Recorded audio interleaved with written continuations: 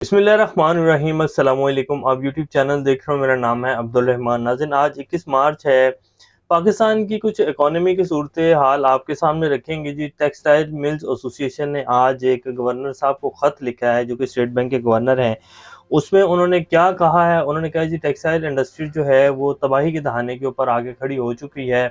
70 लाख के करीब जो लोग हैं वो बेरोज़गार होने जा रहे हैं अगर आपने फौरी इक़दामात ना लिए। अब कौन से इक़दामात हैं जो वो लेने का कह रहे हैं, वो आपके सामने रखेंगे। रशियन कॉन्सुलेट ने कहा है कि जी रूस जो है वो पाकिस्तान को इस माशी बहरान से निकाल सकता है। बहुत बड़ी ऑफ़र जो है वो रूस की तरफ से की गई है।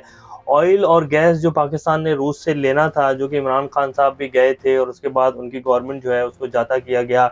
और वो किसने किया, किसने सारी जो है वो लॉबिंग की, उनके एंटी उन्हीं की हुकूमत से पैसे लेकर जनरल बाजवा साहब थे।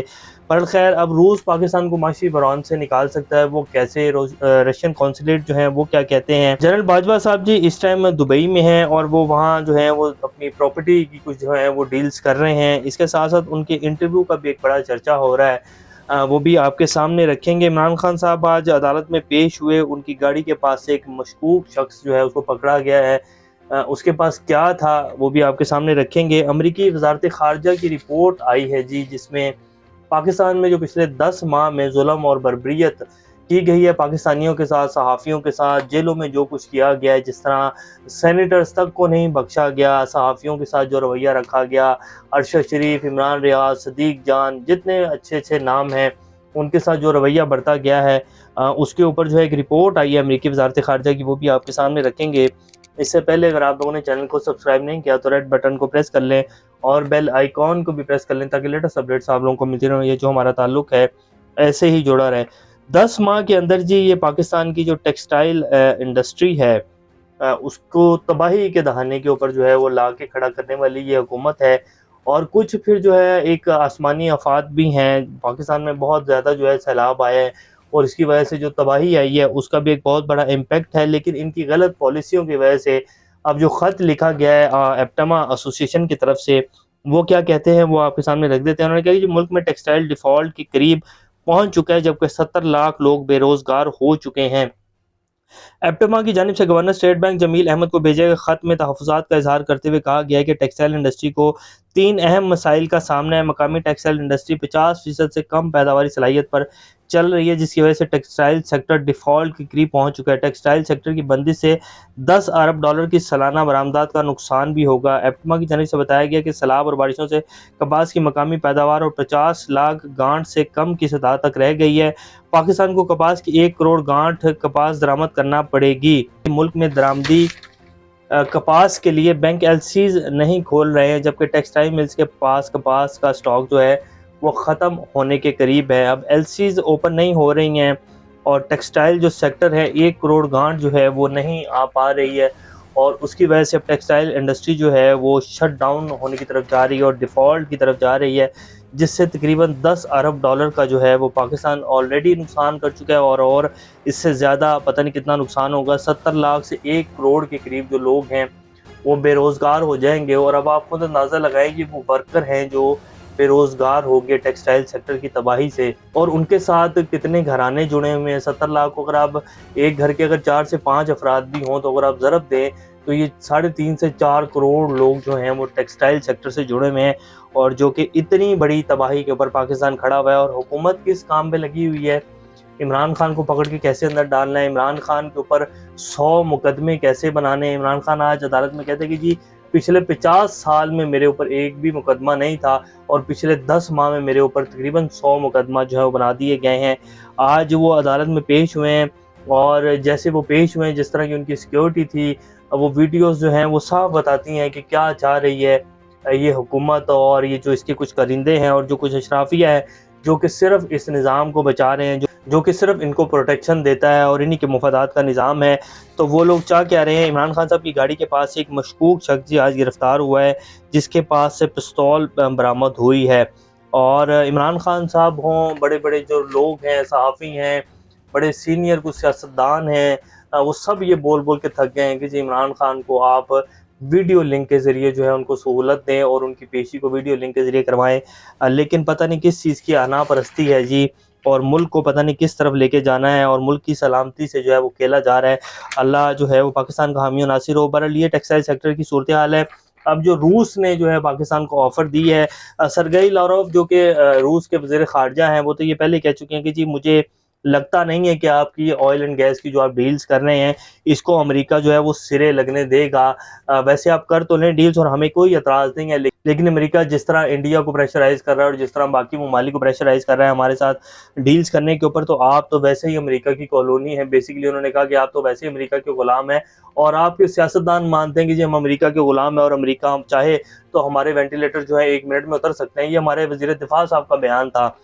تو آپ جو ہے مشکل یہ ہے، بہرحال انہوں نے یہ آفر کی ہے کہ جی روس جو ہے وہ پاکستان کو معاشی بحران سے نکال سکتا ہے۔ اب دیکھتے ہیں کہ کیا ہوتا ہے۔ دمیتری پیترو نے کہا ہے، جو کہ رشین قونصلیٹ ہے، انہوں نے کہا کہ کاٹی اپنی تحریری تجاویز رشین قونصلیٹ کو ارسال کرے تو ان پر فوری اقدامات کیے جائیں گے۔ دو طرفہ تجارت مقامی کرنسی میں ممکن ہے۔ بارڈر ٹریڈ کو بھی فروغ دیا جا سکتا ہے۔ پاکستان سے گیس اور پیٹرول کی فراہمی کا معاہدہ ہو گیا ہے، جس پر جلدی عمل درآمد شروع ہو جائے گا۔ اللہ کرے اس کے اوپر عمل درآمد شروع ہو جائے۔ کاٹی کے صدر فراز رحمان نے کہا کہ روس اور پاکستان کے درمیان دوستانہ تعلقات ہیں۔ دو طرفہ تجارت کے لیے بینکنگ چینل کا فوری آغاز کیا جائے گا، اور جو ہے اس کے ذریعے اب روس کے جو رشین قونصلیٹ ہیں دمیتری پیترو، انہوں نے بھی یہ کہا ہے کہ جی پاکستان میں بہت ساری جو میڈیسنز ہیں وہ بہت سستی بن رہی ہیں۔ پاکستان کا سٹینڈرڈ جو ہے وہ بڑا زبردست ہے میڈیسن بنانے کا۔ رشیا میں جو ہے یہی پروڈکٹس بہت مہنگی ہیں، رشیا میں دوائیاں بہت مہنگی ہیں، تو رشیا جو ہے پاکستان بہت بڑی جو تعداد ہے دوائیوں کی وہ لے سکتا ہے، خرید سکتا ہے، اگر پاکستان جو ہے وہ سیریس ہے اس معاملے میں، اور پاکستان جو ہے وہ روس کے ذریعے اس معاشی بحران سے نکل سکتا ہے۔ اگر تبھی پاکستان جو ہے وہ روس سے پیٹرول اور آئل اینڈ گیس جو ہے وہ لینا شروع کر دیتا، تو یہ جو ایک پچھلے 10 ماہ میں تباہی آئی ہے پاکستان میں، اور ایک مزید قرضوں کے بوجھ تلے ہم دبے ہیں، روپیہ جو ہے ڈی ویلیو ہو چکا ہے، ڈالر جو ہے وہ 270-72 کے اوپر ٹریڈ کر رہا ہے، اور ویسے اسحاق ڈار صاحب کہتے تھے کہ ڈالر جو ہے وہ 200 سے نیچے آئے گا، اور وہی اس کی اوریجنل ویلیو ہے۔ نیچے تو کیا آنا تھا، وہ لگتا ہے 300 سے بھی اوپر چلے جائے گا، خدا نخواستہ جو صورتحال بنی ہوئی ہے۔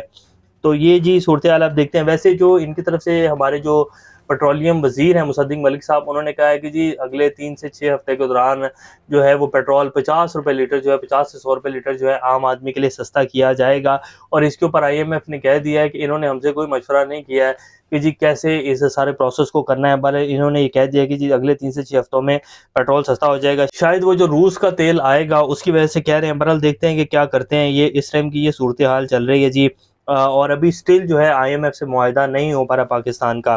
امریکی وزارت خارجہ کی رپورٹ میں وزیراعظم عمران خان کی آزادی مارچ کا حوالہ دیتے ہوئے کہا گیا کہ پاکستان میں نئی حکومت کے دور میں انسانی حقوق کی صورتحال بدستور تشویشناک ہے۔ امریکی رپورٹ میں مزید کہا گیا کہ پاکستان میں اب بھی آزادی اظہار رائے اور میڈیا پر سنگین پابندیوں کے علاوہ صحافیوں کو بلا جواز گرفتاریوں، تشدد، سنسرشپ اور جبری گمشدگی کا سامنا ہے۔ رپورٹ میں پاکستان بھر کی جیلوں میں سخت اور جان لیوا حالات زار کا بھی تذکرہ کیا گیا، اور سیاسی قیدیوں پر تشدد پر تشویش کا اظہار بھی کیا گیا ہے۔ تو امریکی وزارت خارجہ نے جی اس حکومت کا چٹا کٹا جو ہے وہ کھول کے رکھ دیا ہے۔ پاکستان کے ادارے پتہ نہیں جی کیوں آنکھیں بند کر کے بیٹھے ہوئے ہیں، اور وہ کیا چاہ رہے ہیں۔ جس طرح کا بے ایمانہ تشدد نہ صرف صحافیوں کے اوپر بلکہ پاکستانی عوام کو نہیں جی بخشا جا رہا، اور جس طرح کی شیلنگ، اور جس طرح ایسے لگتا ہے کہ جیسے پاکستان جو ہے وہ کشمیر بن چکا ہے اور پاکستانی قوم جو ہے وہ آزادی مانگ رہی ہے۔ سیم یہی صورتحال ہے جی۔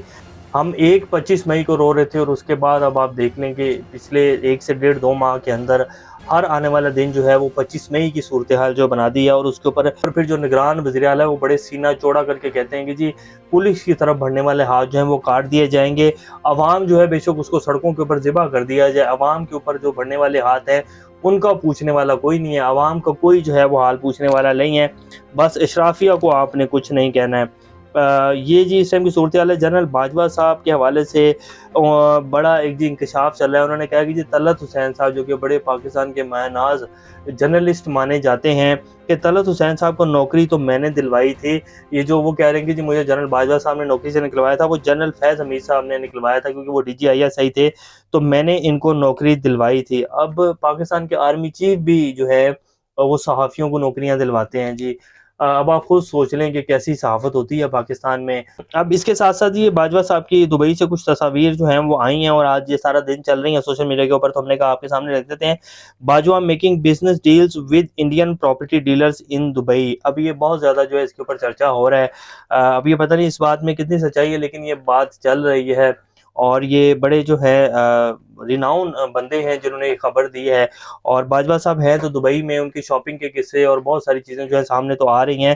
ایز پاسبل ہے جی وہ وہاں پراپرٹی خرید رہے ہیں، اور اس میں کوئی غلط بات تو نہیں ہے، پیسہ بہت ہے ان کے پاس، اربوں روپیہ ہے، وہ پراپرٹی خریدیں، کاروبار کریں، جو مرضی کرے، وہ خود مختار ہیں۔ تو وہ اب جی پراپرٹی کی ڈیل جو ہیں وہ کر رہے ہیں انڈین بندوں کے ساتھ، یہ کہا جا رہا ہے۔ بہرحال اس طرح کی خبریں جو ہیں وہ بہت ساری آئیں گی، بہت سارے جو ہے انکشافات ہوں گے آپ سب لوگوں کے سامنے۔ ابھی تک کے لیے اتنے ہی، اپنا اس طرح کا خیال رکھیے گا۔ اللہ حافظ۔